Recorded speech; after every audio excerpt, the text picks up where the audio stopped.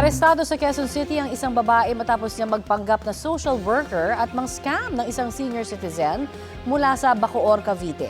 Ang modus alamin sa mainit na balitang hatid ni Gabriel Gonzales para wag maging biktima. Kulungan ng bagsak ng babaeng ito matapos tumangay sa isang senior citizen na taga Bacoor, Cavite ng mahigit 139,000 pesos na pampaopera sana sa asawang na stroke.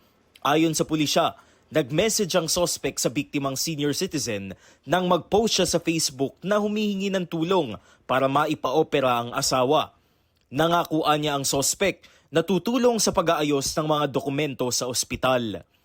At nang nasa hospital na, sunod-sunod na pong hiningan ng pera yung biktima para sa pambili ng mga gamot, bakal para sa nagagamitin para sa operasyon. Mayo pa lamang nagpapadala na ng pera ang biktima sa sospek.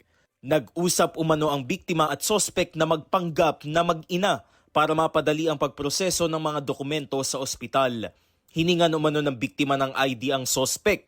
Pero sa halip na social worker ID, driver's license at postal ID ang naipakita ng sospek.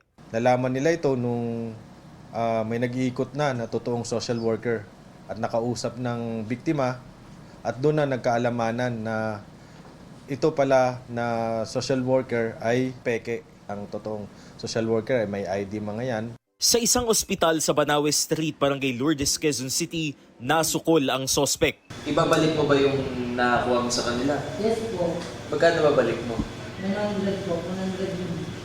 Hindi po yun po yung umpisa na pag-uusap.